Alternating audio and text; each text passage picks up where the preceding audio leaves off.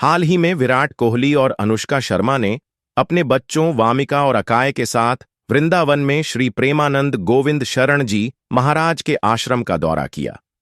विराट के test cricket से संन्यास लेने के एक दिन बाद यह आध्यात्मिक यात्रा हुई, जो उनके जीवन में एक नए अध्याय की शुरुआत का संकेत देती है।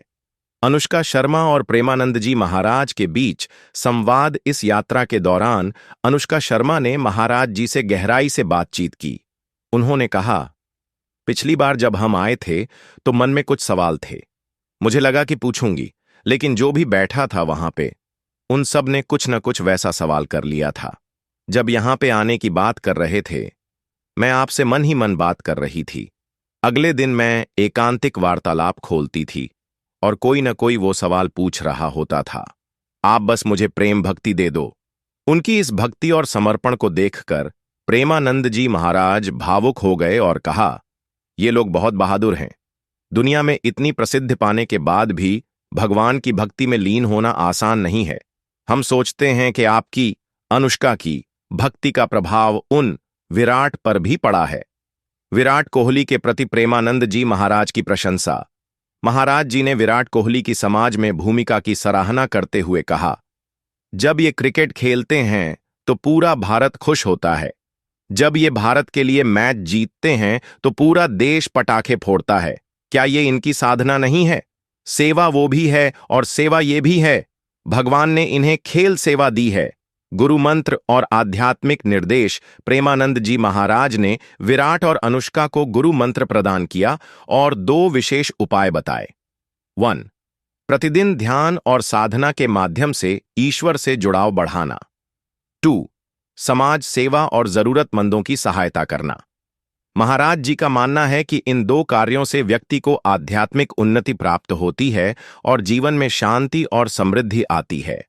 बच्चों के लिए आशीर्वाद। इस यात्रा में अनुष्का और विराट अपने बच्चों वामिका और अकाय को भी साथ लाए थे। अनुष्का ने महाराज जी से प्रार्थना की, मेरे बच्चों को भक्ति प्रेम दें।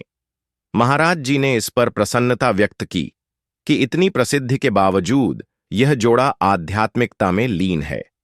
आध्यात्मिक उपकरण का उपयोग। इस यात्रा के दौरान दोनों ने एक विशेष इलेक्ट्रॉनिक ताली रिंग पहनी थी, जो मंत्र जप की गिनती के लिए उपयोग होती है।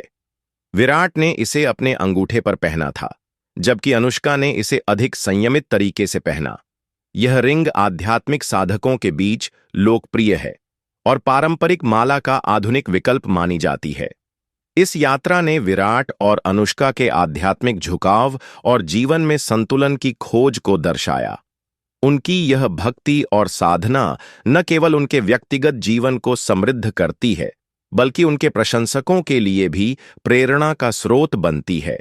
जरूर आइए और गहराई से बात करें कि विराट कोहली और अनुष्का शर्मा की पूज्य प्रेमानंद जी महाराज से मुलाकात का आध्यात्मिक महत्व क्या था और उन्होंने क्या भावनाएं, प्रश्न और अनुभव साझा किए। 1. विराट और अनुष्का का आध्यात्मिक झुकाव। विराट कोहली और अनुष्का शर्मा कोई साधारण जोड़ा नहीं है। दोनों अपने अपने क्षेत्र के शिखर पर हैं, लेकिन इस मुलाकात से ये स्पष्ट होता है कि जैसे जैसे जीवन में बाहरी उपलब्धियां पूरी होती हैं, इंसान भीतर की शांति और भक्ति की ओर खिंचता है। अनुष्का और विराट ने इस यात्रा को पूरी श्रद्धा के साथ किया। न कोई मीडिया बुलाया, न कोई प्रचार। केवल गुरु कृपा और आत्मिक मार्गदर्शन की खोज में वे वृंदावन पहुंचे। 2. अनुष्का शर्मा की गहरी बातचीत। अनुष्का का महाराज जी से एक प्रश्न बहुत ही सुंदर और आम इंसानों के मन का भी था। क्या केवल नाम जपने से हो जाएगा? यह प्रश्न सरल लग सकता है, लेकिन इसके पीछे एक गहरी जिज्ञासा है। क्या भगवान तक पहुंचना इतना ही सरल है? महाराज जी का उत्तर संक्षेप में, हां, सच्चे मन से नाम जप करना, एकाग्रता से, श्रद्धा से और नियमित रूप से करना, यही सबसे बड़ा साधन है। लेकिन नाम जप औपचारिकता नहीं होनी चाहिए, उसमें प्रेम और भाव होना चाहिए। 3. महाराज जी का विराट को लेकर दृष्टिकोण। महाराज जी ने विराट को एक देश सेवक कहा। उन्होंने कहा कि जब विराट मैदान में भारत के लिए खेलते हैं और जीत दिलाते हैं, तब लाखों लोग आनंद से झूमते हैं। ये भी तो भगवान की सेवा है, खेल सेवा। इस विचार से एक बड़ा संदेश मिलता है। हर कोई अपने अपने क्षेत्र में सेवा कर सकता है। जरूरी नहीं कि हर कोई साधु बन जाए।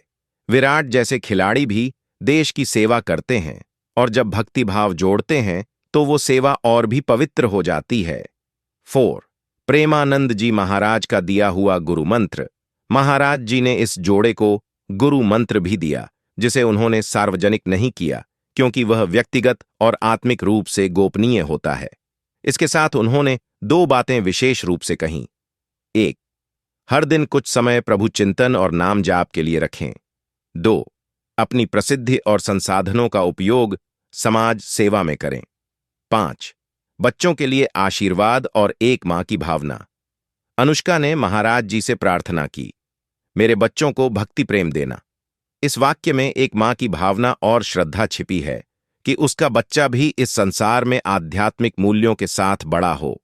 महाराज जी ने वामिका और अकाय को विशेष आशीर्वाद दिया और कहा कि अगर माता पिता भक्ति पथ पर चलें तो संतान भी उसी राह पर चलती है। 6ठी आध्यात्मिक तकनीक टैली रिंग। विराट और अनुष्का दोनों ने ताली रिंग पहनी हुई थी। ये एक डिजिटल उपकरण है जो मंत्र जप की गिनती रखने में मदद करता है। यह दिखाता है कि वे भक्ति को भी तकनीक के साथ संतुलित करते हैं और भक्ति को आधुनिक जीवन का हिस्सा बना रहे हैं। 7. निःस्वार्थता और सादगी। मुलाकात के दौरान न कोई दिखावा था, न कोई विशेष उपचार मांगा गया। दोनों ने साधारण लोगों की तरह बैठकर सत्संग सुना, झुककर प्रणाम किया और पूर्ण विनम्रता से मार्गदर्शन लिया। निष्कर्ष: विराट अनुष्का की यह यात्रा हमें यह सिखाती है कि प्रसिद्धि, संपत्ति और सफलता के बावजूद आत्मिक शांति और ईश्वर से जुड़ाव सबसे ऊपर है। गुरु के सान्निध्य में व्यक्ति को सही दिशा मिलती है। हर मनुष्य को अपने जीवन में आध्यात्मिक संतुलन जरूर लाना चाहिए। अगर आप चाहें तो मैं आपको उनकी वार्ता का सारांश हिंदी श्लोक या कविता के रूप में भी बना सकता हूं। बताइए, आपकी रुचि किसमें है?